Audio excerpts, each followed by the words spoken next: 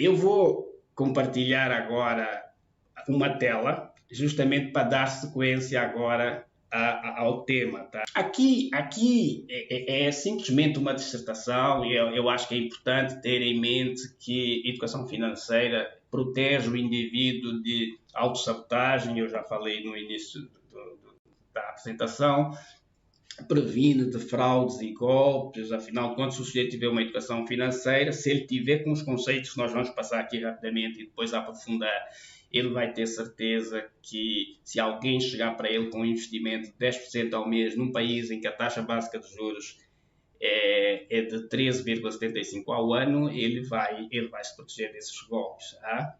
Então, ele vai ter a capacidade, efetivamente, de entender o que é que se passa no mercado financeiro. Bom, então, dando sequência à questão do, como é que se diz, do indivíduo e do Estado, então o que eu falei há pouco dos 100, dos 120, dos 20 e dos 40, está aqui, ó, a receita, impostos, as despesas não financeiras, o superávit, que no início ele estava a zero, depois passou para déficit de 20 e depois passou a ter as despesas financeiras, e porventura um dia vir a ter superávit, está tudo perfeito, ok.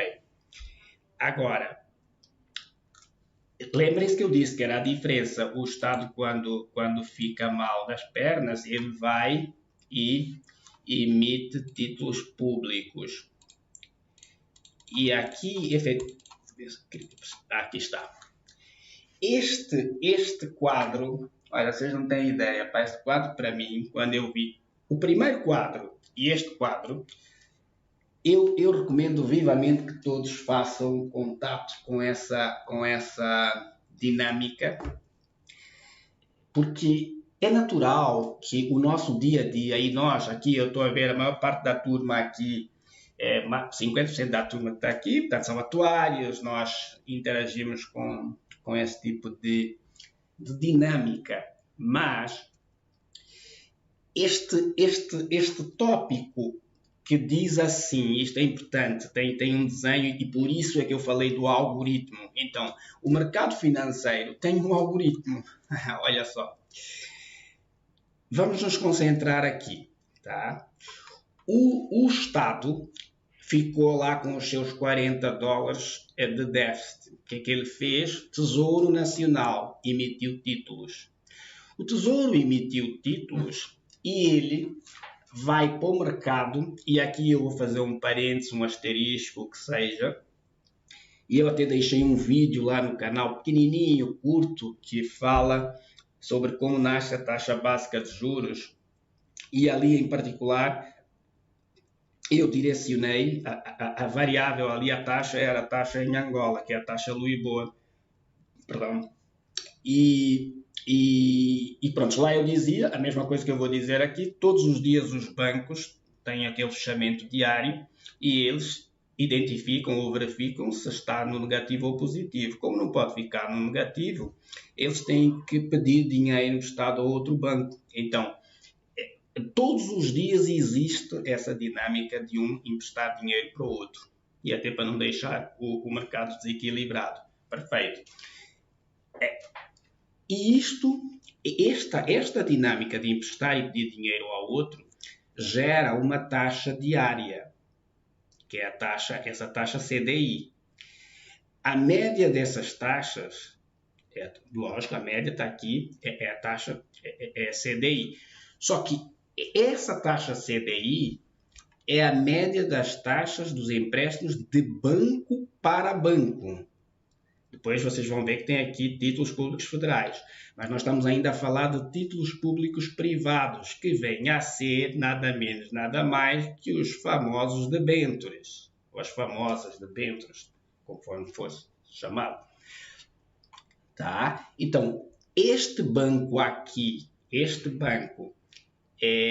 precisou de dinheiro, precisou de 10 dólares, esse banco disse, olha, este banco precisou de dinheiro, emitiu títulos privados. E esse banco disse, então vais ganhar uma taxa CDI, vais-me pagar com essa taxa. Está aqui, de banco para banco. E observem, aqui dentro, nesses bancos para bancos, também tem o Banco Central. Tá? Então, aqui tem o banco A, o B, o C. Não vou dizer nome de bancos para não fazer propaganda para os bancos. Mas, enfim, aqui são os bancos conhecidos, tá? Em Angola, ou no Brasil, ou no Uruguai. Tá? Pois bem, aí existe também este banco aqui, que tem títulos públicos federais, e aí, em algum momento, esse banco emprestou dinheiro ao Estado e recebeu títulos públicos federais. Então, ele também pode fazer essa transação, essa permuta por títulos públicos federais. E aí, a taxa que ele vai receber é a Selic over.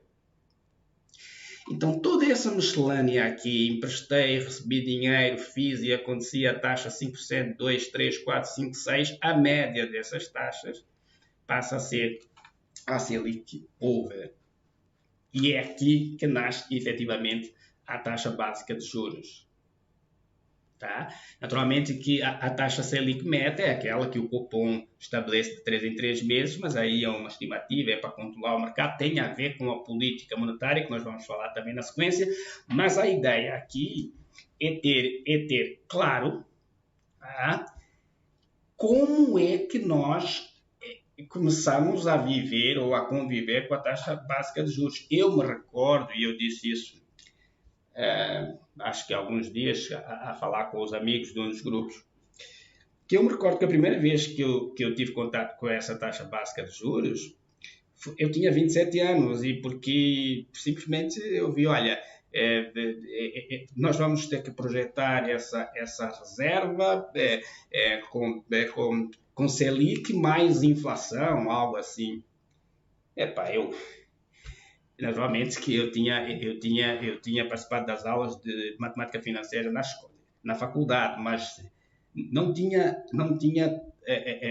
tido a percepção de toda essa complexidade da taxa básica de juros, que para mim, todo esse cenário é que movimenta o universo, porque imagina, daqui vai sair a variável PIB, que é o crescimento dos países. Daqui vai sair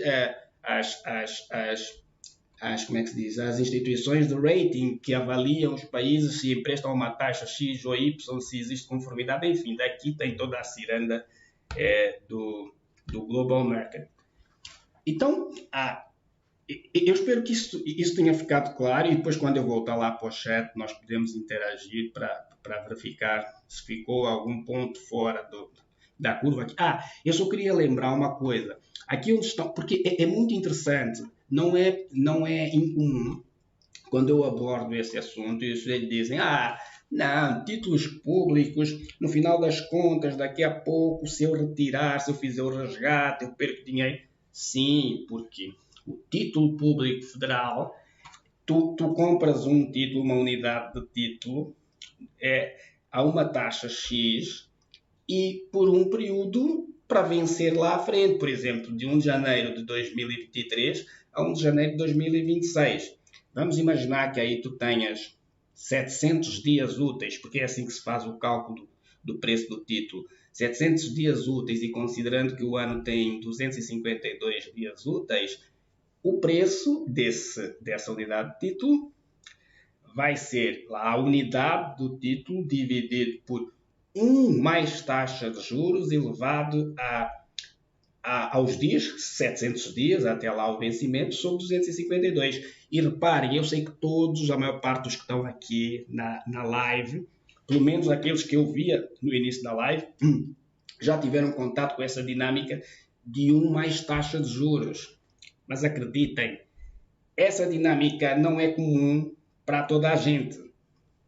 E eu também deixei lá no canal um pequeno vídeo daqueles shorts, que agora estou-me a acostumar com as nomenclaturas das redes sociais.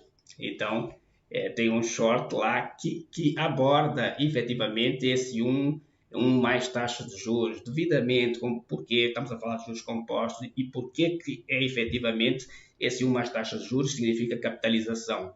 E, portanto, quando eu aplico uma taxa de juros sobre um principal, sobre um capital, eu estou a capitalizar. E quando eu divido eu estou a descontar. E por isso, nesse short, eu falei que a multiplicação, a soma em matemática financeira não é exatamente igual à soma comum, e lá eu fiz até uma brincadeira de que 5% mais 5% não é igual a 10, porque naturalmente é 1,05 vezes 1,05 que dá 1,1025, que nesse caso, seria 10,25 e não 10. Enfim, mas eu falei sobre isso justamente para atender as pessoas que dizem, não, olha, mas se eu resgatar, eu perco dinheiro, enfim, mas porque existe essa dinâmica. Se for resgatar no meio do caminho, tu vais ter o preço deste título recalculado em função do período até a data de vencimento e também da taxa de juros. E por que eu falei sobre isso? Porque essa taxa de juros tem a ver com toda essa dinâmica. Isso é tão dinâmico que no momento em que tu for resgatar o teu título, tu vais estar sujeito a essa taxa aqui. E aparentemente como é que se diz? Esta dinâmica da diferença entre o indivíduo e o Estado, que o indivíduo recebe um boleto e o Estado emite títulos, aparentemente está clara. Tá? A abordagem sobre o gráfico que estava ali na tela, espero que tenha ficado claro, porque é muito importante, e eu vou repetir isto. Parece exagero, mas não é. Eu vou repetir.